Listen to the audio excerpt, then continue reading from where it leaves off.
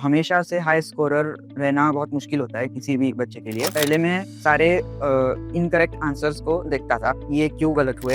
Elon ओल्टियस help me handle the pressure. Chemistry को around 50 minutes और 40 to 50 मिनट, फिर उसके बाद फिजिक्स, फिर उसके बाद मैथ। हेलो, मैं हूँ अद्वैत सांगरोडकर। मैं पुणे में रहता हूँ, महाराष्ट्र में, और मेरा जेईई एडवांस में ऑल इंडिया रैंक 417 आया। मैंने 11th और 12th पुणे में जेईई की तैयारी की और मेरा ओवरऑल एक्सपीरियंस बहुत अच्छा था। मैं टॉपिक वाइज पीकेएम के एक टॉपिक पढ़ते गया 11th और 12th में। ओवरऑल मॉक टेस्ट वगैरह देना बहुत इम्पोर्टेंट है जेईई की तैयारी में। इनिशियली मैं बाई वीकली या फिर वीकली टेस्ट देता था वीकेंड को, और फिर एंड में फुल सिलेबस होने के बाद ऑल्टरनेट डे टेस्ट दिए। मैंने 12th स्टैंडर्ड के स्टार्ट में ऐसे सितंबर या फिर जब पोर्शन खत्म होने आया था, सितंबर या फिर अगस्त के बीच में था, तो सितंबर के स्टार्ट में ज्वाइन किया एलन ऑनलाइन। हमेशा से हाई स्कोरर रहना बहुत मुश्किल होता है किसी भी बच्चे के लिए, इसलिए मेरे लिए भी वो मुश्किल ही था।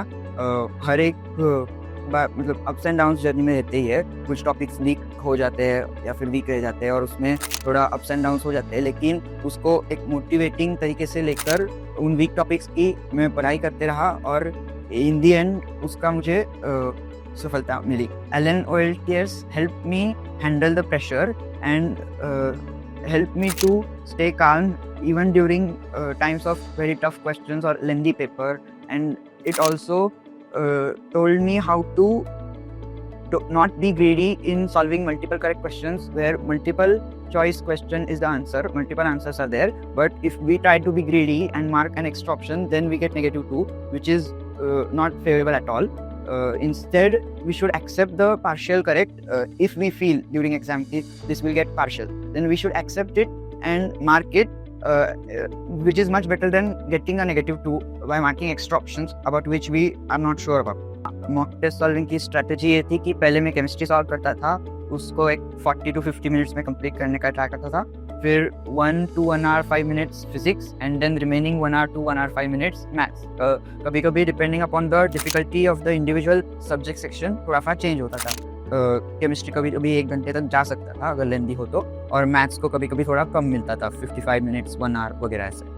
पहले मैं सारे इनकरेक्ट आंसर्स को देखता था, ये क्यों गलत हुए, क्या गलत हुए, इसमें कौन सी थियोरी मेरी पढ़नी बाकी है या फिर क्या गलत मैंने सॉल्व किया, और वो होने के बाद वो मैं रिसॉल्व करने का रीट्राई करता था, और उसमें अगर आ गया करेक्ट तो अच्छा है, अगर नहीं आया तो मैं सॉल्यूशन देखता था।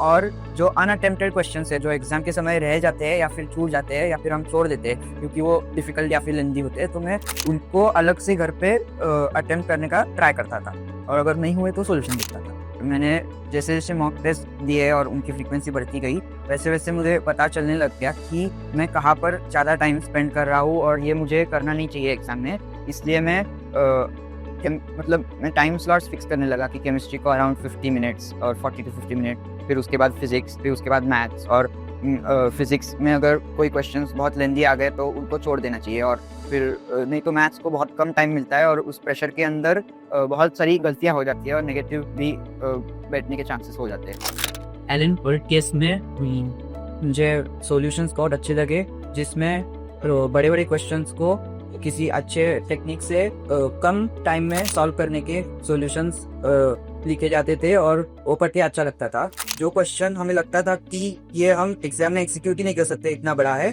वो सॉल्वेबल होने लगा क्योंकि उसको टेक्निकली करेक्ट और फास्ट सॉल्यूशन मुझे एलन के ऐप में दिखने को मिल गए। मैं तो यही कहना चाहूँगा कि उनको ऑनलाइन टेस्ट लेना चाहिए, क्योंकि वो ऑफलाइन नहीं रहती, फिर भी हम ऑनलाइन आकर उसको सीरियसली लेकर के रूम में साइलेंस रख करके सॉल्व करें तो उनको रियल टाइम एनालिसिस मिल सकता है और रियल जैसे ही मॉक हो जाता है। और फिर ऑनलाइन टेस्ट में बहुत सारे तरह के क्वेश्चन उनको प्रैक्टिस करने के लिए मिलते हैं, और फ्रीक्वेंसी भी हम हाई रख सकते हैं मॉक्स की। ऑफलाइन हो तो उतनी हाई फ्रीक्वेंसी होने की चांस नहीं है, क्योंकि हर बार सेंटर पे जा करके एग्जाम देना वगैरह वो हो नहीं सकता।